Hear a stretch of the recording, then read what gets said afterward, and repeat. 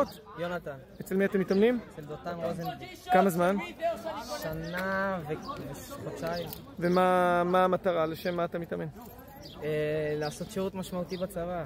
מרגיש שזה מקדם אותך? ברור, מה. כן? ההבדל בין מתי שהתחלתי עד עכשיו זה הבדל עצום. וכמה זמן אתה מתאמן אצל דותן? עכשיו 10 חודשים.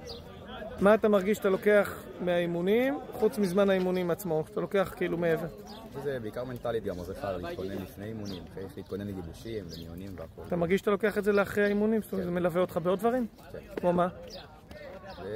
ואורח חיים בעיקר, איך להתכונן לאימונים, למיונים וכל דבר. אני מתגייס כבר עוד בשביל שלי. לאן? יאללה. יאללה, שיהיה בהצלחה. מה אתה מרגיש שהאימונים נותנים לך? פרט לכושר, זה כאילו המובן מאליו. חלל החיים, לשאוף תמיד לגבוה שיש, להכי גבוה למצוינות. זה לא רק בכושר, זה בכל תחום בחיים, בכל דבר שאני עושה. ולקראת מה אתה מתאמן? יום סיירות כרגע ספטמבר, זה בגיבוש. יופי, שיהיה בהצלחה. אורי. אני גם פחות או יותר אותו דבר כמו יונתן, אני רוצה להגיע למצוינות וגם לשאוף להגיע לגרסה הכי טובה של עצמי ולהגיע לקצה.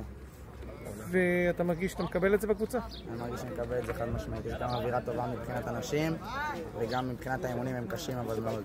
באמת יש אווירה טובה, ממש, היינו אצלכם עכשיו, אווירה טובה, מכבדת, כיף גדול, תודה רבה על האירוח. תודה רבה לך.